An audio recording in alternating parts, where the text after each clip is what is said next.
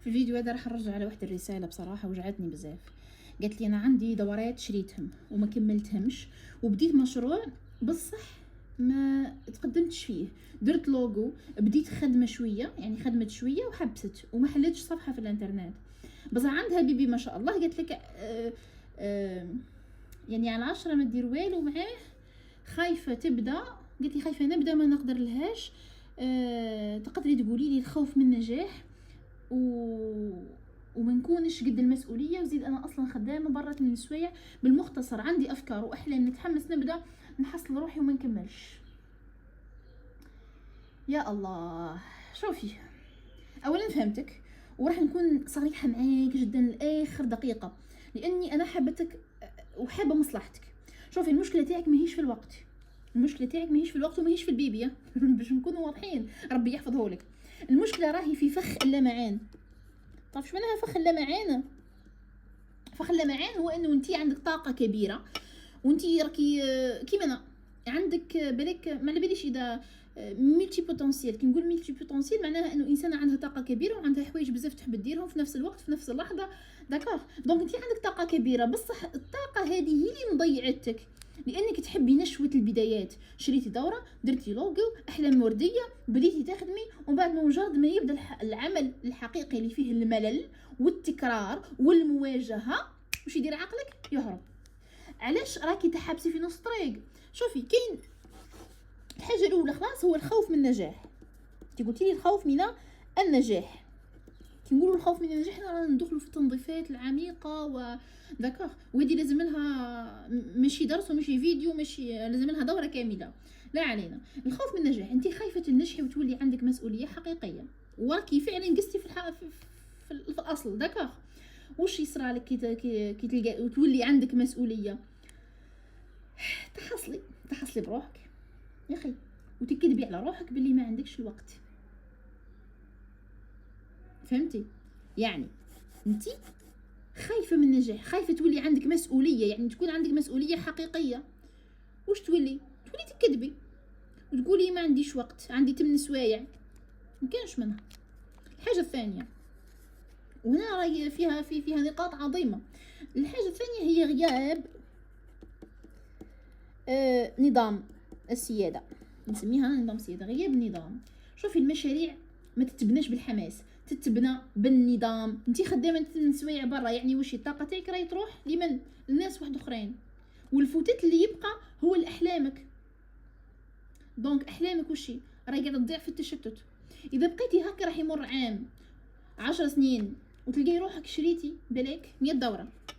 انتي بديت ما تحققش تنضمي للدوره تاعي، لانك ما تكمليش الدورات هذوك. شوفي، راح تقعدي ابري 10 سنين 20 سنه تلقي روحك خدامه عند الناس واحلامك مجرد اوراق على الاوراق على نقول انا اقلام على ورق، ولا كيفاش يقولوا، راحت لي الهضره دوختيني شوفي، الخروج من هذا الدوامه، شوفي، لازمك سلطه خارجيه. انتي محتاجه كوتش ترفد معاك هذه المسؤوليه، تحط لك النقاط على الحروف، تعطيك ان بلان، لانه راكي تايهه وتجبد لك كل ما في عقلك يحاول انه يهرب. شتي اي حاجه في عقلك تحاول تهربك وتحاول انك تروحي لحوايج جدد، تبداي مشروع وتحبسيه، تقولي ندير هذيك الحاجه ونحبس. يا اخي هنا وش هي؟ انت لازم لك ورقه وستيلو اوسي، لازم لك ورقه وستيلو، تحطي ورقه وستيلو وتبداي تخمي. انا حبيت نكون معاك درك المرآة اللي تشوفي فيها الحقيقه المره قبل ما تضيعي سنين اخرى من عمرك. المشكله تاعك ماهوش الوقت وماهوش البيبي وماهيش الخدمه، المشكله انك راكي مدمنه. كي نقول مدمنه فعلا، كاين ادمان انواع. دونك انت راكي مدمنه على البدايات وتخافي من النهايات. شريتي دورات وما كملتيش، درتي لوغو وحبستي، هذه واش تسمى انك قاعده تخدعي في عقلك. يعني من جوج ما تبداي تعطيه نشوه وهميه، داكوغ، كي تبداي ومن بعد واش هي غير يلحق وقت العمل سبا الهروب. شوفي، الفشل الحقيقي مش انك جربتي وما نجحتيش، داكوغ، الفشل هو انك تبقاي خدامه برا من سوايع تبيعي في جهدك لغيرك. انا مانيش قاعده نقول لك حبسي الخدمه، نو، انا حبيت نقول لك بلي القاي وقت لنفسك، وقت للمستقبل تاعك. عندك 20 دوره يا اختي، ابداي بيهم دوره دوره. حطي الدوره الاولى داكوغ ساعه قبل ما كيما تنوضي، بعد كيما تحلي عينيك انت المفروض تنوضي على 6 نوضي على 5 الساعه هذيك روحي قراي فيها درس في الدوره، وهكا تتبدل حياتك. وبالنسبه للبيبي، البيبي حبيبتي ما تعطيهش طاقه انه عائق في حياتك، لا بالعكس هو اكبر. علاش؟ لازم تخليه يشوف فيك انسانه اخرى داكوغ، وانتي لازم تفهمي باللي البيبي هو اللي راح يخليك تنجحي، باش غدوه يشوف فيك انسانه سلطانه مستقله مش ضحيه للمسؤوليات والشقاء. شوفي حبيبتي، انا لا قاعده نقول لك سلطه خارجيه، لازم تفهمي مليح، لانك راح نحسك تبقاي دوري في حلقه مفرغه وما ديريش الخطوه هذه. دونك اعتبريني انا درك السلطه الخارجيه، تروحي تهزي لي ورقه وستيلو وتحطوا لي ان بلان قدا عندك يوم في السمانه داكوغ، وش هما الايام اللي مثلا اني ما نخدمش فيه مع 8، ولا اذا نخدم فيه مع 8 معليش وش هما الايام اللي نقدر نوض فيهم انا. في الاول ما تكتريش على روحك داكوغ، ما تكتريش على روحك.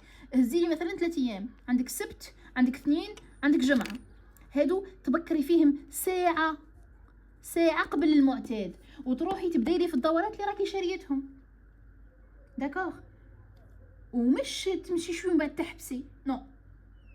اذا بقيتي هكا، شوفي اذا بقيتي هكا بالاسلوب هذا، انا حبيت نعطيك واحد لو فو هكا، واحد الشراره تخليك تخدمي. اذا بقيتي هكا وش هي النسخه من روحك اللي راح تقابليها ابري 5 سنين؟ هل راح تقابلي سيده اعمال ناجحه وثريه وعندها دراهمها وما تحتاج حتى واحد، ولا خدامه ندمت على دورات شريتهم وغطاهم الغبار؟ القرار عندك. والسياده تبدا بالالتزام الممل. يعني الناس هذوك اللي راهم عايشين ما همش ديما فرحانين وهما يخدموا، نو كاين التزام بصح ممل. بارفوا تحس انها مش حابه تخدم بصح تروح، بارفوا تحس انها مخنوقه بصح تروح. متفاهمين؟ بالتوفيق.